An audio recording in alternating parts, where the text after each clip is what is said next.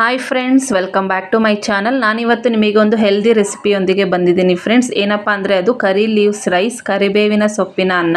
ಇದನ್ನು ನಾನು ಯಾವ ರೀತಿ ಮಾಡ್ತೀನಿ ಅಂತ ನಿಮ್ಮ ಹತ್ರ ಶೇರ್ ಮಾಡ್ತಾ ಇದ್ದೀನಿ. ಮೊದಲಿಗೆ ನಾನಿಲ್ಲಿ ಒಂದು ಪ್ಯಾನ್ ಇಟ್ಕೊಂಡು 2 ಚಮಚ ಎಣ್ಣೆ ಹಾಕ್ಕೊಂಡಿದ್ದೀನಿ. ಅದಕ್ಕೆ 1 ಚಮಚ ಕಡಲೆಬೇಳೆ, 1 ಚಮಚ ಉದ್ದಿನಬೇಳೆ, ಅರ್ಧ ಚಮಚ ಜೀರಿಗೆ ಮತ್ತು ನಾನಿಲ್ಲಿ ಒಂದು 8ರಿಂದ 10 ಕಾಳು ಮೆಣಸನ್ನು ಹಾಕೋತಾ ಇದ್ದೀನಿ.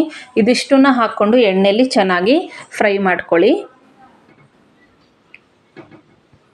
ಇದು ಇಷ್ಟು ಚೆನ್ನಾಗಿ ಎಣ್ಣೆಲಿ ಗೋಲ್ಡನ್ ಬ್ರೌನ್ ಬರೋ ತನಕ ಫ್ರೈ ಮಾಡಿಕೊಂಡ್ರೆ ಸಾಕು. ಇದು ತುಂಬ ಹೆಲ್ದಿ ರೆಸಿಪಿ, ಟೇಸ್ಟಿಯಾಗಿ ಕೂಡ ಇರುತ್ತೆ ತಿನ್ನೋಕ್ಕೆ. ನೀವು ಒಂದ್ಸಲಿ ಮನೇಲಿ ಮಾಡಿಕೊಡಿ, ಎಲ್ಲರೂ ಇಷ್ಟಪಟ್ಟು ತಿಂತಾರೆ, ಮಕ್ಕಳು ಕೂಡ ತಿಂತಾರೆ. ನೆಕ್ಸ್ಟು ನಾನಿಲ್ಲಿ ಇದಕ್ಕೆ ಖಾರಕ್ಕೆ 5ರಿಂದ 6 ಒಣಮೆಣ್ಸಿನ್ಕಾಯಿನ ಹಾಕ್ಕೋತಾ ಇದ್ದೀನಿ. ಯಾಕೆಂದರೆ ಕಾಳು ಮೆಣಸು ಹಾಕಿರೋದ್ರಿಂದ ಸ್ವಲ್ಪ ಖಾರ ಇರುತ್ತೆ. ನೋಡಿ ನೀವು ಒಣಮೆಣ್ಸಿನ್ಕಾಯಿನ ಆ್ಯಡ್ ಮಾಡ್ಕೊಳ್ಳಿ. ಇದಿಷ್ಟು ಚೆನ್ನಾಗಿ ಫ್ರೈ ಆದ ಕೂಡಲೇ ಸ್ವಲ್ಪ ಹುಣಸೆಹಣ್ಣು ಹಾಕ್ತಾಯಿದ್ದೀನಿ. ನೆಕ್ಸ್ಟು ನಾನಿಲ್ಲಿ 1 ಕಪ್ಪು ಕರಿಬೇವಿನ ಸೊಪ್ಪಿನ ಎಲೆನ ಚೆನ್ನಾಗಿ ತೊಳೆದು ಇಟ್ಕೊಂಡಿದ್ದೀನಿ. ಇದನ್ನು ಹಾಕ್ಕೊಂಡು ಚೆನ್ನಾಗಿ ಫ್ರೈ ಮಾಡ್ಕೊಳ್ಳಿ. ನಾನಿಲ್ಲಿ 1 ಕಪ್ ಮಾತ್ರ ಕರಿಬೇವಿನ ಸೊಪ್ಪಿನ ತೊಗೊಂಡಿದ್ದೀನಿ. ಇದನ್ನು ಚೆನ್ನಾಗಿ ಎಲೆ ಕ್ರಿಸ್ಪಿ ಆಗೋವರೆಗೂ ಫ್ರೈ ಮಾಡ್ಕೋಬೇಕು. ನೋಡಿ ಎಷ್ಟು ಕಲರ್ಫುಲ್ಲಾಗಿ ಕಾಣ್ತಾ ಇದೆ ಅಂತ, ತುಂಬಾ ಚೆನ್ನಾಗಿರುತ್ತೆ ತಿನ್ನೋದು ಕೂಡ. ಇದನ್ನು ಒಂದು ಕ್ರಿಸ್ಪಿ ಬರೋ ತನಕ ನೀವು ಚೆನ್ನಾಗಿ ಫ್ರೈ ಮಾಡ್ಕೊಳ್ಳಿ. ನೋಡಿ ಫ್ರೆಂಡ್ಸ್, ಈಗ ಇದು ಆಗಿದೆ. ನಾನು ಇದನ್ನು ಸ್ಟವ್ ಆಫ್ ಮಾಡಿ ಕಂಪ್ಲೀಟ್ ಕೂಲ್ ಆಗೋಕ್ಕೆ ಬಿಡ್ತಾಯಿದ್ದೀನಿ. ನೆಕ್ಸ್ಟು ನಾನಿಲ್ಲಿ ಒಂದು ಪಾತ್ರೆಗೆ ರೈಸ್ ಹಾಕ್ಕೋತಾ ಇದ್ದೀನಿ. ಆಗಲೇ ಮಾಡಿ ಇಟ್ಕೊಂಡಿದ್ದೆ, ಅದು ಸ್ವಲ್ಪ ತಣ್ಣಗಾಗಬೇಕು. ಅದಕ್ಕೋಸ್ಕರ ಒಂದು ಪಾತ್ರೆಗೆ ಹಾಕ್ಕೊಂಡ್ರೆ ಬೇಗ ತಣ್ಣಗಾಗುತ್ತೆ. ಒಂದು ಪಾತ್ರೆಯಲ್ಲಿ ರೈಸನ್ನು ಹಾಕ್ಕೊಂಡು ಆರೋದಕ್ಕೆ ಬಿಡಿ. ನೆಕ್ಸ್ಟು ರೈಸ್ ಹಾಕ್ಕೊಂಡ್ಮೇಲೆ ನೆಕ್ಸ್ಟ್ ನಾನಿಲ್ಲಿ ಆವಾಗಲೇ ಫ್ರೈ ಮಾಡ್ಕೊಂಡ್ವಲ್ಲ ಮಸಾಲೆ, ಅದನ್ನು ಪೌಡ್ರ್ ಮಾಡ್ಕೊಂಡು ಬರೋಣ. ಇದು ಕಂಪ್ಲೀಟ್ ಕೂಲ್ ಆಗಿದೆ. ಈಗ ನೋಡಿ, ನಾನು ಈ ಥರ ತರಿಯಾಗಿ ಪೌಡ್ರನ್ನ ಮಾಡ್ಕೊಂಡಿದ್ದೀನಿ. ಇಷ್ಟು ಮಾಡಿಕೊಂಡ್ರೆ ಸಾಕು. ನೆಕ್ಸ್ಟು ನಾನಿಲ್ಲಿ ಒಂದು ಬಾಣಲೆ ಇಟ್ಕೊಂಡು ಅದಕ್ಕೆ ಒಂದು 2 ಚಮಚ ಎಣ್ಣೆ ಹಾಕ್ಕೊಂಡಿದ್ದೀನಿ. ಅದಕ್ಕೆ ಸ್ವಲ್ಪ ಸಾಸಿವೆ, ನೆಕ್ಸ್ಟು ನಾನಿಲ್ಲಿ 1 ಚಮಚ ಕಡಲೆಬೇಳೆ, 1 ಚಮಚ ಉದ್ದಿನಬೇಳೆ, ಸ್ವಲ್ಪ ಶೇಂಗಾ, ಇದಿಷ್ಟನ್ನು ಹಾಕ್ಕೊಂಡು ನೀವು ಚೆನ್ನಾಗಿ ಎಣ್ಣೆಲಿ ಫ್ರೈ ಮಾಡ್ಕೋಬೇಕು. ಮೀಡಿಯಮ್ ಫ್ಲೇಮಲ್ಲಿ ಇಟ್ಕೊಂಡು ಚೆನ್ನಾಗಿ ಫ್ರೈ ಮಾಡ್ಕೊಳ್ಳಿ. ಇದು ಕಣ್ಣಿಗೆಲ್ಲ ತುಂಬಾ ಒಳ್ಳೆಯದು ರೈಸು. ಯಾಕೆಂದರೆ ನಾವು ಬೇರೆ ಅಡುಗೆಗೆಲ್ಲ ಹಾಕಿದ್ರೆ ಏನು ಮಾಡ್ತೀವಿ ಅಂದರೆ ಪಕ್ಕಕ್ಕೆ ಎತ್ತಿಡ್ತೀವಿ, ಕರಿಬೇವಿನ ಸೊಪ್ಪನ್ನು ತಿನ್ನೋದೇ ಇಲ್ಲ.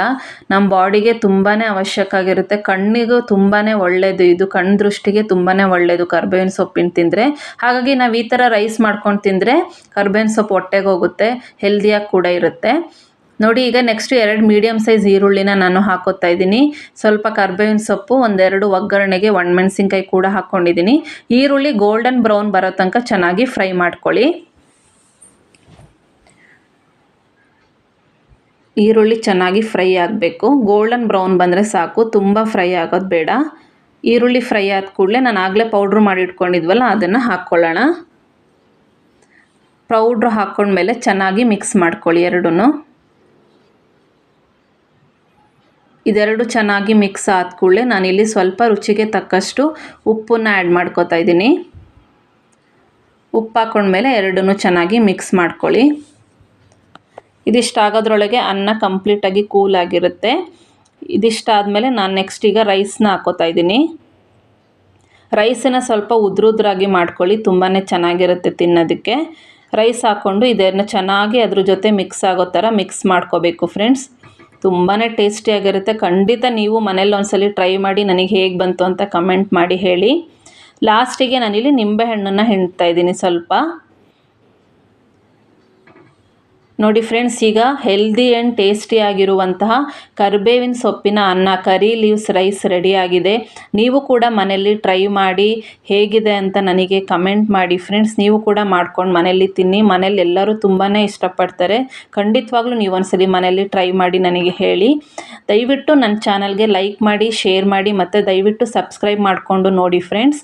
ನಾನು ಮತ್ತೆ ನಿಮಗೆ ಮುಂದಿನ ವಿಡಿಯೋದಲ್ಲಿ ಬೇರೆ ರೆಸಿಪಿಯೊಂದಿಗೆ ಸಿಗ್ತೀನಿ. ಅಲ್ಲಿವರೆಗೂ ಬಾಯ್ ಫ್ರೆಂಡ್ಸ್.